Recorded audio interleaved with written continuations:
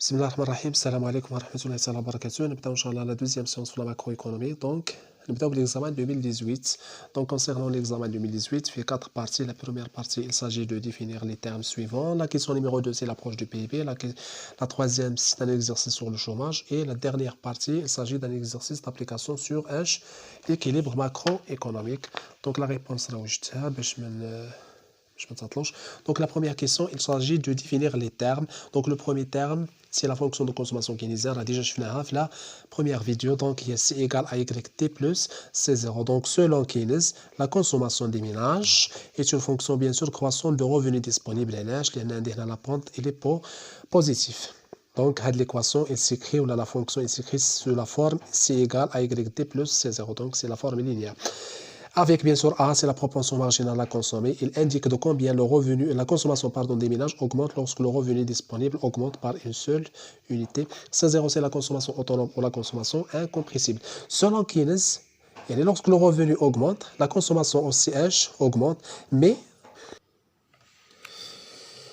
selon Keynes, lorsque le revenu disponible bien sûr augmente, lorsque le revenu augmente, la consommation aussi augmente, mais dans des proportions moins importantes parce que les ménages, ils parlent une partie croissante de leur revenu au fur et à mesure que celui-ci s'accroît.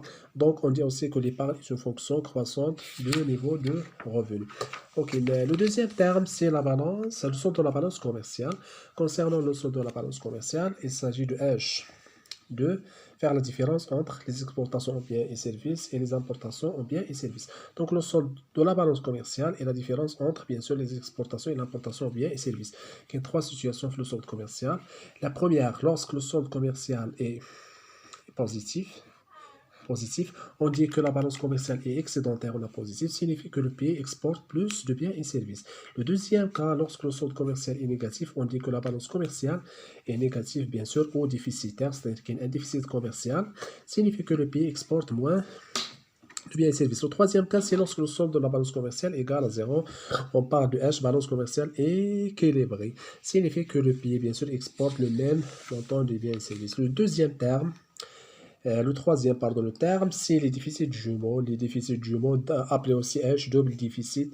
Il désigne H, la situation d'un pays enregistrant, bien sûr, en même temps, à la fois un déficit public et un déficit de la balance courante. Signifie, c'est-à-dire, c'est une situation dans laquelle les dépenses administratives publiques excèdent leurs revenus et les importations, bien sûr, des biens et services sont supérieurs aux exportations. Il y a un déficit public, déficit de la balance courante. Un déficit public, bien sûr, si lorsque les recettes de l'État sont inférieures à ses dépenses, bien sûr, hors emprunt.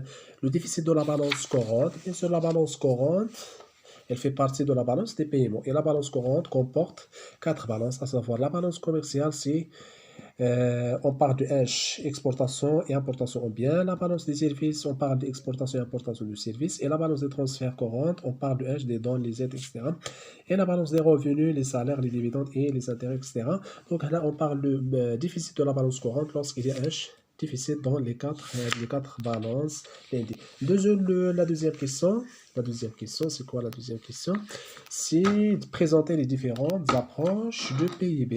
Les différentes approches de PIB, on a appris par définition que le PIB vise à mesurer la richesse, bien sûr, créée par les agents économiques, résidant, bien sûr, ou installés sur le territoire économique pendant une année. Cette création de richesse peut être considérée selon trois approches ou trois optiques. La première approche, c'est l'approche production, et la deuxième approche, c'est l'approche revenu, et la troisième, c'est l'approche demande aux dépenses.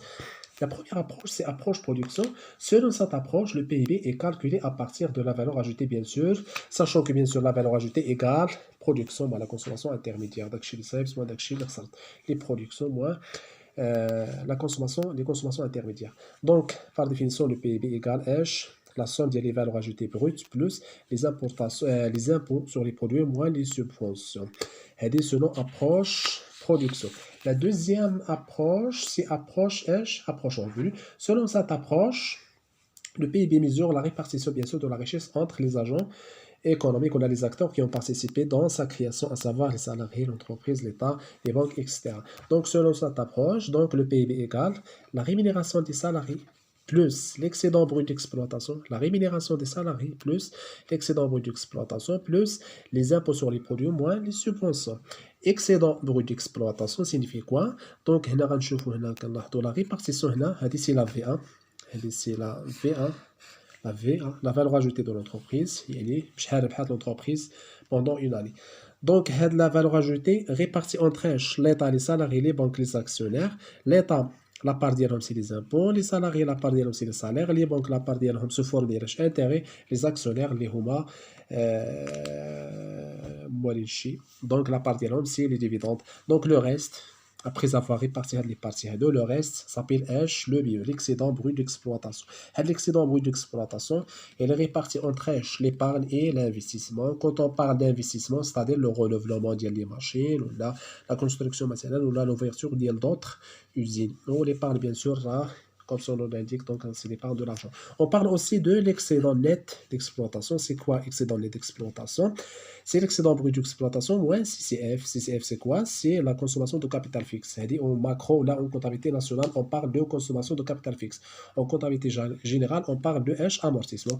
Et bien sûr, le net égale le brut moins l'amortissement. Rien l'amortissement, la comptabilité nationale, qui se met au H, CCF, consommation de capital fixe. C'est-à-dire, c'est approche H, c'est approche revenu. La troisième approche, c'est approche demande. Selon cette approche, cette approche, elle montre comment la richesse créée a été utilisée ou là, dépensée. Donc, une partie, donc le PIB égale la consommation intermédiaire plus la consommation finale plus la FBCF, la formation brute de capital fixe plus la variation de stock plus exportation plus acquisition moins cession d'objets de valeur. L'approche elle montre l'utilisation de la richesse qui est touchée, donc répartie entre la consommation intermédiaire, les ménages bien sûr, et la consommation. Le PIB est réparti entre la consommation intermédiaire bien sûr des ménages, la consommation finale et la FBCF, la formation brute de capital fixe, donc c'est la partie fixe et la variation des stocks, l'exportation bien sûr des biens et services et l'acquisition ou accession d'objets de valeur. Donc selon cette approche, donc le PIB, donc à là les formules des les trois approches. Deuxième la question 3.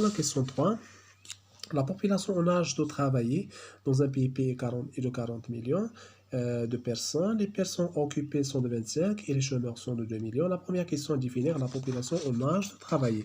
La population en âge de travailler, bien sûr, c'est l'ensemble des individus en âge de travailler exerçant ou déclarant chercher à exercer une activité économique municipale en âge de travail, bien sûr, et est fixé âge dans 15 ans. À titre d'information, donc, bien la population totale égale, c'est la population inactive plus la population active. La population inactive, il y a l'ensemble des personnes, les gens à l'âge de travail, donc ils ne cherchent pas le travail, ils ne travaillent pas, ils ne cherchent pas un travail, les étudiants, les femmes au foyer, etc. Les handicapés, la population active, il regroupe les chômeurs, mais l'actif occupé. Bien sûr, les chômeurs, ce sont les personnes qui ont à l'âge de travail et ne travaillent pas, mais ils cherchent un travail. Et l'actif occupé, ce sont les personnes qui ont à l'âge de travail et ils occupent un poste de travail. Donc la question B, je vais dire la question B. Quelle est la population active de ce pays? La population active, on a fait par définition que la population active égale l'actif occupé plus le nombre de chômeurs. Selon les données, l'actif occupé, les personnes occupées, c'est 25 millions. Et le nombre de chômeurs, c'est 2. Donc la somme d'Elhom, c'est 27 millions. La question C, calculer le taux de chômage. Le taux de chômage, donc là, il s'agit de savoir le pourcentage des chômeurs de la population active. Le pourcentage, il représente combien? Donc, pour savoir le taux, on calcule H, le taux de chômage. Donc, le nombre de chômeurs à la population active fois son le nombre de chômeurs, c'est 2. La population active, c'est 27. 2 sur 27, ça fait 7%. Donc, le taux de chômage égale à 7%. La question 3, c'est un exercice d'application sur l'équilibre macroéconomique. Considérons une économie fermée où le niveau d'investissement égale 70, les dépenses gouvernementales G égale 60, et la fonction de consommation C égale 0,8 YT plus 58. La première question, quel est le niveau d'équilibre de revenus de la consommation de l'épargne lorsque le gouvernement envisage un budget équilibré? Donc la première question, il s'agit de trouver le revenu d'équilibre, le niveau de la consommation et de l'épargne, bien sûr, des ménages. Et là, à titre de rappel, donc, lorsque le budget est équilibré, ou un solde budgétaire équilibré, T égale à J. Donc, on a T moins J égale 0. Et on a fait la question, que le gouvernement envisage un budget équilibré, signifie que T moins J égale à 0, signifie que T égale à J égale à 60. On a fait données, on dit J égale à 60, c'est-à-dire T égale à J égale 60. Par l'équilibre. Donc, le revenu d'équilibre, il s'agit de trouver la valeur d'Y. Je l'ai la première vidéo. Donc, Y, c'est le revenu d'équilibre, c'est le PIB. Donc, la condition d'équilibre, c'est l'offre égale la demande. Fait le cas d'offre, on dirait le revenu national. Et la demande, c'est C plus I plus G. Donc, là, nous sommes dans une économie fermée, avec bien sûr intervention de l'État. Je remplace C par sa valeur. Je remplace I, je remplace G. Je remplace Y, le revenu disponible, c'est Y moins T. Développer la formule d'IAD, etc. Et je remplace T bêche. Je remplace T par sa valeur 60. J'ai dit là, factoriser, etc. Donc, là, c'est mieux de la forme le multiplicateur 1 sur 1 moins 1. Le multiplicateur keynésien ou le multiplicateur des dépenses publiques.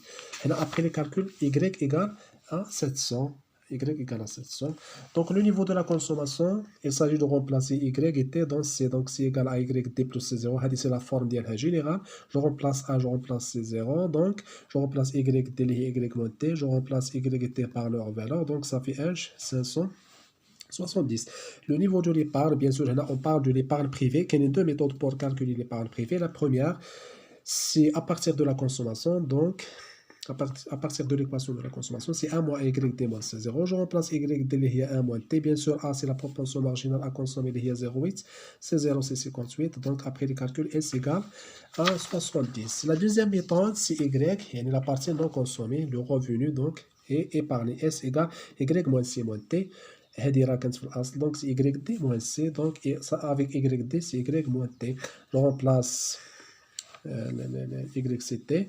Donc, S égale à 70. C'est bon.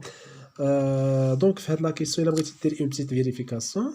Vérification. Il suffit de remplacer H. C plus E plus. Je remplace C par sa valeur et par sa valeur. Et G, je fais la somme. Il y a Y, il y a 700. C'est-à-dire un titre d'information. La question B, c'est... Quoi la question B? La question B, l'État décide d'augmenter le revenu national par une dépense supplémentaire. Il y a une fin de la question. L'État va décider de dépenser 11 milliards de francs. Quel est le niveau de revenu? Et comment l'État va-t-il financer cet accroissement et calculer le solde budgétaire? Donc, il y a trois parties. Donc, la première partie, il s'agit de déterminer le niveau de revenu. Il y a l'effet d'IEL, la dépense supplémentaire d'IEL, 10 milliards ou 10 millions, ça dépend de l'unité chérie. On sait que delta Y égale KG fois delta G, avec bien sûr delta G c'est l'accroissement des dépenses publiques, delta Y c'est l'accroissement des revenus nationaux, et KG bien sûr c'est le multiplicateur des dépenses publiques ou la keynésien. Et la question de delta G c'est 10, et le multiplicateur KG c'est 5, et là je vais la forme, la première vidéo, récap, les multiplicateurs, les différents cas, les keynésien. Donc KG égale à 5. Delta G c'est 10, donc je remplace la formule, ça fait H delta Y égale à 50. Donc le revenu national sera H 700 plus 50. C'est l'augmentation بشحال باش تزاد. يعني فاش ديبونسينا 10 مليار اخرى تزاد البي بي باش ب 50 مليار. هذا l'effet ديال l'augmentation des dépenses ب 10 elle est le revenu national. Donc le revenu national sera H 750. La deuxième partie, c'est comment l'État va-t-il financer cet accroissement. Il y a les sources de financement pour l'État. Avant de parler sur les sources de financement, dire un petit rappel, les dépenses publiques, les dépenses de l'État, donc les dépenses de l'État, qui est une partie qui est les salaires des fonctionnaires de l'État, bien sûr, l'achat des fournitures des services publics, les dépenses d'investissement public, les subventions des cassettes des entreprises, les transferts des cassettes des ménages, les transferts des cassettes des ménages, bien sûr, les bourses, les allocations familiales, etc. Le financement, comment l'État va-t-il financer les dépenses lorsqu'il y a, bien sûr, un déficit? Mais je fais qu'il y a un déficit, bien sûr, les sources de financement. Parce qu'on a droit à le financement, et lorsque l'argent est un argent a besoin de financement. Donc, les sources de financement, il peut être externe ou interne.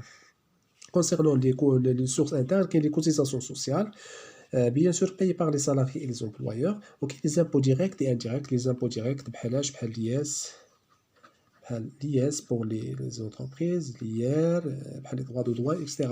Et les impôts indirects, la TVA, etc. Ou la source externe, c'est les emprunts, auprès d'ILH, les institutions financières internationales, la Banque mondiale, le FMI, etc. Donc, le cas l'État contracte un crédit auprès d'ILH, des établissements financiers ou des institutions financières internationales pour financer son déficit. La troisième partie, il s'agit de calculer le solde budgétaire. Donc, le solde budgétaire avant aura bien sûr un équilibré, donc nul. Voilà après l'augmentation des dépenses publiques, donc j'ai eu il y a 60 plus 10, ça fait 70. Donc, le solde budgétaire, c'est moins 10. Donc, là, il s'agit d'un besoin de financement ديال 10. Donc, l'État a العجز ديال 10 المليار. Donc, il s'agit d'un déficit budgétaire de 10. La question c'est, le gouvernement décide d'atteindre ce niveau de production tout en respectant l'équilibre budgétaire. Calculer le niveau d'équilibre. Faites le cas, l'État il veut financer les dépenses par bien sûr par les impôts pour respecter l'équilibre budgétaire. Donc خاصكم delta G كتساوي delta T bien sûr باش نهضروا على un budget équilibré. Donc la réponse est comme suit. Donc lorsque le gouvernement finance les dépenses par les impôts, c'est-à-dire par une augmentation des impôts par le même montant bien sûr que les dépenses publiques, donc l'effet total sur l'activité économique et en particulier sur le revenu national est comme suit. Donc à chaque fois يقول لك في la question l'État finance les dépenses par les impôts directement. L'effet qui est delta y c'est kg fois delta j plus kt fois delta t. Bien sûr lorsque delta j égale à delta t fait le local, il y en a financé par les impôts, je remplace delta t par h delta g. Donc sur les kg delta j plus kt fois delta g, je remplace les multiplicateurs c keynésien هذا c fiscal. Donc ونفاكتوريزي هنا ونعمل أساطيني 1. donc هنا égal à 1. Donc le multiplicateur c'est 1. Donc delta y égale k fois delta g, اللي هو 1 fois delta g. Donc l'effet multiplicateur هنا égal à 1, k égale à 1. Donc le cas d'ILH lorsque les dépenses sont financées par les impôts. Donc faites le cas delta y égale à delta g, donc égal à 10. Donc lorsque l'État augmente ses dépenses par 10 milliards, donc l'effet là sur le revenu national, il augmente par le même montant les 10. Donc ça fait 710. Donc la question D, c'est quoi la question D? Donnez les multiplicateurs des deux situations. Quelle est l'alternative la plus efficace? Justifiez votre réponse. Donc les multiplicateurs des deux cas, donc il y a deux cas. Je vais les deux cas. Lorsque l'État finance ses dépenses supplémentaires de l'achat avec X, mais financé par les impôts. Bien sûr, il y a une condition, c'est-à-dire respecter l'équilibre budgétaire. Donc, on a fait le cas K égale 1 sur 1 moins 1, ça fait 5. On a K égale à 1. Donc, on constate, là, on observe que le multiplicateur le premier cas est supérieur à celui du deuxième cas. Donc, on remarque que le multiplicateur du premier cas est plus important que celui du deuxième cas. D'autant plus, le déficit budgétaire est moins important que lorsque les dépenses sont financées par les impôts, mais l'effet sur le revenu national est moins efficace. En effet, le revenu a augmenté par H10. Donc, c'est-à-dire, il y a un effet de le cas, le premier cas, le deuxième cas. Les dépenses, le deuxième cas, pardon, les dépenses sont financées par les impôts. Les dépenses financées par un déficit budgétaire. Il y a un équilibre budgétaire. Donc, l'effet sur le revenu national, même si il y a un déficit, il y a un effet positif sur le revenu national. Il y a Y égale à 750. Il y a égale à 710. Donc, la différence, c'est 40. Donc, l'État a le choix. Soit qu'il choisit le premier cas, donc le premier cas, ولكن عنده un effet positif sur le revenu national, ولكن il supporte هذاك le déficit ديال moins 10. Alors que في هذا le cas, il بغات l'État يكون عنده un équilibre budgétaire, ولكن ما غيكونش un effet positif على le revenu national. Donc في هذا le cas, l'effet c'est 10, l'autre c'est 50. La question C, c'est quoi la question C? La question C, le gouvernement décide d'atteindre ce niveau de production tout en respectant donc il y a la question pardon E. On suppose maintenant que les impôts sont en fonction de revenus et le taux d'imposition est égal. Puisqu'à le taux d'imposition, automatiquement les taxes seront H variables, mais proche forfaitaire. Pour un revenu Y égal à 700, un niveau d'investissement égal à 70 et la même fonction de consommation, calculez H, le solde budgétaire, les dépenses gouvernementales et les multiplicateurs. Donc, faites le cas indiqué, c'est les parties. Donc la première partie, نبداو باش donc كاين G كاين le solde budgétaire كاين multiplicateur. نبداو premièrement بلي multiplicateur. ولكن sachant que bien sûr هنا لي taxes مابقاش forfaitaire ولا variable t égale يعني ty plus t0 donc هي ty 0,2 fois y. Donc هاد la forme c'est les taxes اللي شفناها في la première vidéo. L'investissement 70, la fonction ما تشونجاتش et le revenu égal à 700. Ça va? Donc le multiplicateur c'est 2,78. Les dépenses publiques et les dépenses rangent la condition d'équilibre. Je remplace le tout, bien sûr, avec y égale à 700. Donc, à 100 H, K et J égale à 124. Je le mets, c'est quoi l'interprétation de J égale à 124? Le premier cas, quand c'est J égale à 60, alors que fait le cas où il est 124 avec les mêmes conditions. C'est-à-dire, le revenu national c'est 700, la première question 700. Alors que la différence de la somme, c'est le premier cas quand on les taxes forfaitaires, alors que là on les taxes variables. Donc, avec la politique des taxes variables, les dépenses de l'État zéro. Par contre, les taxes forfaitaires, donc les taxes, les dépenses de l'État, quand on a 60.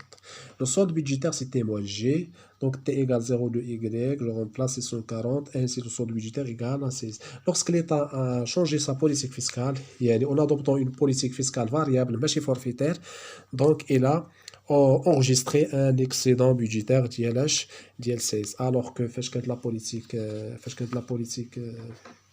forfaitaire qu'un déficit d'ILH d'IL10. La question F, la dernière question, nous supposons un revenu de plein emploi égal à 1000, calculer les variations des variables précédentes, sans lever l'investissement privé avec bien sûr et restant constant. Donc les variables chez moi c'était G, donc il s'agit de trouver ou de calculer delta G et delta Y et delta G. Donc delta G bien par définition delta Y égale à 4G fois delta G, avec bien sûr delta Y c'est l'écart entre le revenu d'équilibre et le revenu de plein emploi.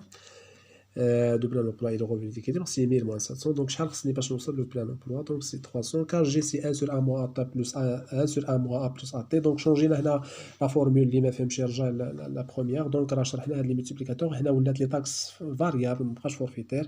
Donc, G, c'est 2,78. Alors, je remplace la formule delta G égale 108. C'est-à-dire pour les dépenses. Alors que les taxes, la même chose. Ce qui change, le multiplicateur fiscal. Les moins 1 sur 1 moins A.